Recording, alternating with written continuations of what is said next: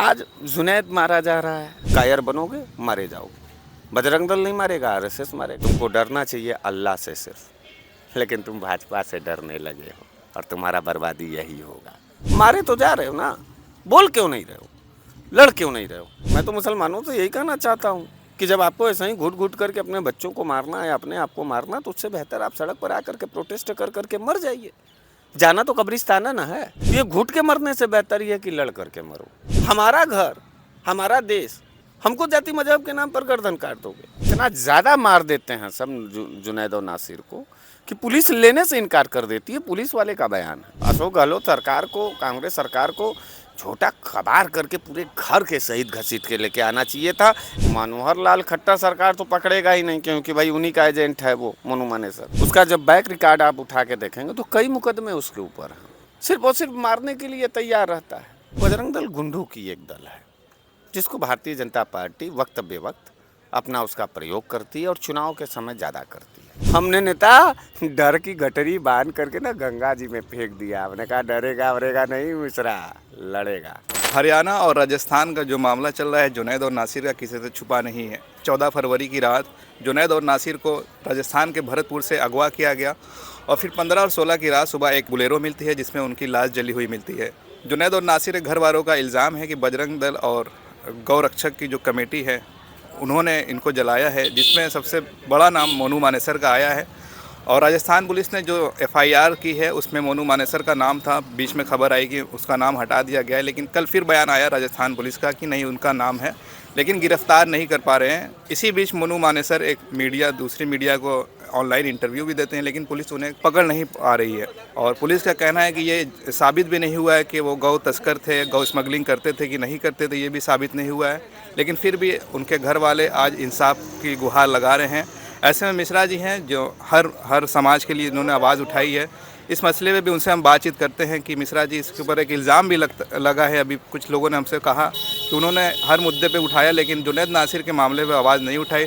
तो मिश्रा जी ही बताएंगे आखिर क्या है उनकी नज़र में ये। मिश्रा जी बताइए कि जो इल्ज़ाम आप पर लग रहा है और जुनैद नासिर का जो मामला आया है, कितना बड़ा मामला है और मुसलमानों की क्या स्थिति है? पहली बात तो जो इल्ज़ाम की बात आप कर रहे हैं वो शायद मुझे मोहब्बत नहीं करते हैं, या फिर हमको अपने दिल से और अपने गहरी निगाह से वो देखते नहीं हैं। पहली बात ये है। और मैं किसी इल्ज़ाम के लिए पॉलिटिक्स नहीं करता हूँ और ना किसी इनाम के लिए पॉलिटिक्स करता हूँ। जो इनाम हमको देना था, जो लोग इल्ज़ाम लगा रहे हैं, वो हमको इनाम मिल चुका मेरे चुनाव में परिणाम के द्वारा। तो ये इतना जवाब काफ़ी है। दूसरी बात रहा ये कि जुनैद, देखिए 2024 का चुनाव सर पर है और भारतीय जनता पार्टी पूरी तरीके से घबराई हुई है, बौखलाई हुई है। विकास कुछ हो नहीं पाया है, हिंदू मुसलमान कहीं पारा चढ़ नहीं पा रहा है। तो बजरंग दल एक ऐसा दल है, भारतीय जनता पार्टी का एक ऐसा विंग है जहां गुंडों को पाला जाता है, जहां माफिया प्रवृत्ति को प्रोत्साहित किया जाता है, जहां जाति और धर्म के ही नाम पर जो है बजरंग दल जो है खून खराबा का काम करता है। पूरे देश के अंदर बजरंग दल एक माफियाओं का बड़ा गैंग है मेरे निगाह में। हम आपको पहली बात ये, दूसरी बात ये आपको हम बताएं कि बजरंग दल को बड़े करीब से आप कभी देखिए। किसी गरीब का साथ देते हुए देखा है आपने बजरंग दल को? कहीं किसी को दवा की ज़रूरत हो फंडिंग करते हुए देखा है आपने? किसी बेटी की शादी कराते हुए देखा है आपने? कभी किसी का घर जोड़ते हुए देखा है बजरंग दल के किसी कार्यकर्ता को? नहीं देखा है। हाँ, चौराहे पर समूह बना करके किसी की जान लेते हुए जरूर आपने बजरंग दल को देखा होगा। किसी कमजोर आदमी के घर को जलाते हुए जरूर आपने बजरंग दल को देखा होगा। डेफिनेशन ऑफ बजरंग दल क्या है ये आपको मैं समझाना चाह रहा हूँ, उसके बाद मैं आरोपियों के ऊपर आऊँगा। तो बजरंग दल गुंडों की एक दल है जिसको भारतीय जनता पार्टी वक्त बेवक्त अपना उसका प्रयोग करती है और चुनाव के समय ज़्यादा करती है। रही बात जुनैद और उसकी नासिर की, उनका अपराध ये था कि वो मुसलमान कौम के हैं। उनको क्या मुसलमानों को ऐसे ही जिंदा कोई जला देगा? हाँ, क्योंकि मुसलमान अब लड़ना ही नहीं जानते हैं। ये को वो कौन सी प्रवक्ता थी जिसने बोला पैगंबर साहब को, भारतीय जनता नूपुर शर्मा। नूपुर शर्मा और नवीन जिंदल, गुस्ताखी की और उसका नतीजा ये हुआ कि मुस्लिम कम्युनिटी पूरी ताकत के साथ जब सड़क पर उतरी तो कई देशों में हलचल मचा। यह मैं भारतीय जनता पार्टी और अन्य दलों के लिए नहीं कह रहा हूँ, खास करके मुसलमान कम्युनिटी के लिए कह रहा हूँ। ताकत दिखाया ना, बताया ना कि क्या औकात है। लोकतंत्र के अंदर सबको बराबर रहने का अधिकार है, सबको सम्मान की ज़रूरत है। आज जुनैद मारा जा रहा है हरियाणा और राजस्थान में, एमपी में मारे जा रहे थे, बिहार में भी हुई। बिहार में मारे गए। अभी अभी रिसेंटली बिहार की तो घटना अभी हुई है जो है, यूपी में मारे जा रहे हैं लोग गौ हत्या के नाम पर मारे जा रहे हैं। और जिस कम्युनिटी को मार रहे हैं उस कम्युनिटी के लोग बोल ही नहीं पा रहे हैं। तो जुनैद का जो हत्यारा है मोनू मानेसर जो है, उसका जब बैक रिकॉर्ड आप उठा के देखेंगे तो कई मुकदमे उसके ऊपर हैं। वो सशस्त्र लीडर है बजरंग दल का, सिर्फ और सिर्फ मारने के लिए तैयार रहता है। अच्छा, सबसे पहले मनोहर लाल खट्टर की जो सरकार है हरियाणा की, वहाँ ये घटना होती है। आपको हम पहले इस बात को हम बता दें, मनोहर लाल खट्टर के यहाँ होता है, इतना ज़्यादा मार देते हैं सब जुनैद और नासिर को कि पुलिस लेने से इनकार कर देती है। पुलिस वाले का बयान है, सुनना चाहिए, सबको सुनना चाहिए। और उसके बाद जब पुलिस लेने से इनकार कर दी तो इन लोगों ने उठाया और उसको ले जा करके राजस्थान सरकार को बदनाम करने के लिए, माइनॉरिटी की एक जो जुड़ाव हो रही है कांग्रेस पार्टी के साथ। नहीं, जो अगवा हुआ है वो राजस्थान से हुआ है। भरतपुर अगवा भैया, भरतपुर हमेशा लोग करते रहते हैं, कई फिल्म बना हुआ है, वहाँ आपराधिक प्रवृत्ति के लोग रहे। और कोई भी सरकार, इससे पहले भाजपा की भी सरकार थी तो उन अपराधियों पर लगाम नहीं लगा पाई।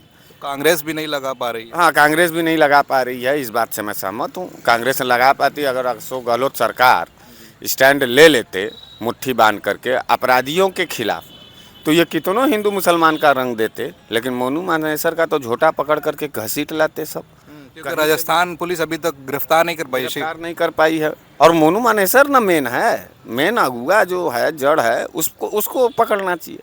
तो राजस्थान बने मनोहर लाल खट्टर सरकार तो पकड़ेगा ही नहीं, क्योंकि भाई उन्हीं का एजेंट है वो मोनू मानेसर। मनोहर लाल खट्टर की बात आई, मैं बता दूं, जो गाड़ी अगवा की गई थी, दूसरी गाड़ी थी, वो गाड़ी जब चेक हुई तो वो हरियाणा सरकार से रजिस्टर्ड है। वो बता तो रहा हूँ, ये घटना हरियाणा उसमें हुआ है और राजस्थान में ले जाके बदनाम करने के लिए जला दिए हैं सब जो है। लेकिन अब बदनाम करने के लिए अगर जलाएगा तो अशोक गहलोत सरकार को, कांग्रेस सरकार को छोटा खबार करके पूरे घर के सहित घसीट के लेके आना चाहिए था। एक लंबी लकीर दे देनी चाहिए थे कांग्रेस को कि जब भी अनैतिक हिंसा के लिए, हत्या के खिलाफ किस तरीके का कांग्रेस अपना आइडियालॉजी खड़ा करती है। हम जानते हैं कि इसके बाद वो क्यों घबरा रहे हैं, क्योंकि इसके बाद 24 का सरकार है, चुनाव होने वाला है, उसमें यही मोनू मानेसर को हीरो बना दिया जाएगा, हिंदू का एक चेहरा बना दिया जाएगा। हिंदू कब से कातिल हो गया, हम तो यही पूछना चाहते हैं। एक हिंदू की इमेज ऐसी बना दी जा रही है। हाँ, हिंदू कातिल हो गया, हिंदू आप भी हिंदू हैं, हिंदू मॉब लिंचिंग का प्रतीक हो गया। तो ऐसी बात नहीं है। अशोक गहलोत सरकार को घसीट करके उसको मोनू मानेसर को और बड़ी बुरी तरीके से सड़क पर घसीट करके बेल्ट मारते हुए लेके आना चाहिए उसको थाने में, एक संदेश जाना चाहिए। दूसरी बात यह है कि जब इस तरह की कोई घटना होती है तो एक हिंदू महापंचायत बुला ली जाती है, पूरे हिंदू एक हो जाते हैं। तो और वो फंडेड पंचायत है, फंडिंग दिया हुआ पंचायत है, और लड़ना चाहते हैं तो लड़ रहे हैं पंचायत। उसमें भी हिंदू समाज के जो भोले वाले लोग उसमें आ जाते हैं और उनके दिल में दुश्मनी पैदा हो जाती है। नहीं, दुश्मनी तो पैदा हो ही रही है, पूरी देश में दुश्मनी पैदा हो रहा है। दुश्मनी तो ना आप कम कर पाएंगे अब, ना तो हम कम कर पाएंगे। और इस दुश्मनी का फ़ायदा क्या मिलेगा? हिंसा मिलेगा, आपका घर जलेगा, हमारा घर चलेगा। तो ये तो हम निचले दर्जे के हिंदू और मुसलमानों को समझना होगा कि ज़िंदगी रहेगी तब न कुछ बचा पाओगे। और सर कटाने का इतना शौक है तो बॉर्डर पर काहे नहीं जा रहे हो? पाकिस्तान में जाओ, घुस जाओ, उसके सारे एजेंट आ जा रहे हैं ना हमारे भारत में। तुम हमारे भारत के एजेंट बन करके जाओ, बजरंग दल वालों को पाकिस्तान भेजो, अफगानिस्तान भेजो, अन्य दुश्मन देशों में भेजो, चाइना भेजो, लड़ें वहाँ, देश के लिए लड़ें। कि यहाँ अंदरवा देशवा के अंदरवा देश के नागरिक को मार करके कौन सी राष्ट्रभक्ति है, देशभक्ति है? तो गुंडों का ये दल है। और मैं तो मोदी जी से और तमाम भाजपा के शीर्षस्थ नेताओं से कहना चाहता हूँ कि सबका साथ सबका विकास का जो नारा आप दे रहे थे, तो ये कौन सा विनाश का नया रास्ता खुला हुआ है? और अशोक गहलोत सरकार दे या न दे सरकार सजा मोनू मानेसर को, मोदी जी अगर 24 कैरेट वाले आदमी हैं, ओरिजिनल पेशाब वाले आदमी हैं, वास्तविक हिंदुस्तान के प्रधानमंत्री हैं, अडानी के नहीं हैं नौकर। मोदी जी की भी तब तो मोनू मानेसर को खुद महाराष्ट्र और मोदी की पुलिस जो है और मोदी की सरकार जो है तुरंत उसको कटघरे में लाके खड़ा कर देती। तो अपने दाई में तो जो है कि ना नुकुर और दूसरे के दाई में वो। मोदी सरकार पर भी, मोदी पर भी। मुसलमान कम्युनिटी से एक बात कहना चाहते हैं जी बिल्कुल कि तुम्हारी डर, तुम्हारा कायरपन तुमको मौत के घाट पर उतार रही है। आप बिल्कुल सही कह रहे हैं। अभी जो मामला हुआ था, मुसलमानों ने शुरू में कोई आवाज़ नहीं उठाई। जब लगा कि मामला बढ़ रहा है तो पिछले दिनों, कल की शायद बात है, तो उन्होंने आवाज़ उठाई और प्रोटेस्ट किया। उसके बाद से भी फिर दूसरी पंचायत हुई। तो मुसलमान हमेशा देर में क्यों? देर में इसलिए ना क्योंकि आत्मशक्ति नहीं है शायद उनके अंदर, और जो लड़ता भी है ना उनके पक्ष से, उनका भी तो साथ नहीं देते। हम छोड़ के चले जाते हैं। हम चुनाव लड़ रहे थे, हम तो 5 साल बड़ी ईमानदारी से लड़े, न कभी हिंदू देखे न मुसलमान देखे। और हम जब चुनाव लड़े तो हमको जो है पार्टी के नाम पर और हमको जो है हमारे संघर्ष के नाम, जिस पार्टी से आप लड़े तो वो तो मुस्लिम चेहरा ही था। मुस्लिम चेहरा था, तो भी नहीं मिला, तो भी नहीं दिया इन लोगों ने।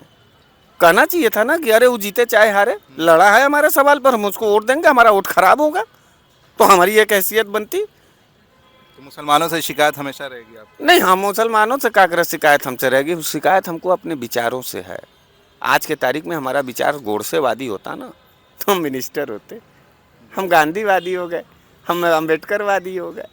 हम अम्बेडकर के संविधान को पढ़ते हैं तो लगता है कि नहीं, जितना हमारा अधिकार है इस देश पे उतना मुसलमानों का है, उतना सिख का है, उसका ईसाई का है। तो क्या लगता है जैसे जैसे चुनाव करीब आ रहा है इस तरह घटनाएं ये बढ़ेगा और इसी समय इसको लगाम लगा देना चाहिए। या अब जो भी मुस्लिम कम्युनिटी के बड़े लीडर्स हैं उनको तो मोर्चा खोल करके सड़क पे आ जाना चाहिए था। उनके घर का बेटा मारा जा रहा है, वो घर में बैठे हुए हैं, सड़क पे तो कोई नहीं आया। और सड़क पर आना उनसे, उनको मैं तो मुसलमानों से यही कहना चाहता हूँ कि जब आपको ऐसा ही घुट घुट करके अपने बच्चों को मारना है, अपने आप को मारना, तो उससे बेहतर आप सड़क पर आकर के प्रोटेस्ट कर करके मर जाइए।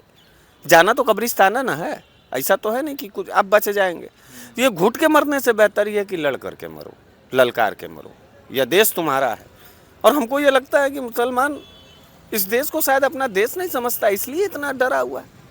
हमारा घर, हमारा देश, हमको दिलवाओगे तुम, हमको निकाल दोगे बाहर, हमको जाति मजहब के नाम पर गर्दन काट दोगे। हमारा अगर होगा तो हम भी कॉलर पकड़ लेंगे, हम भी लड़ आएंगे तुमसे।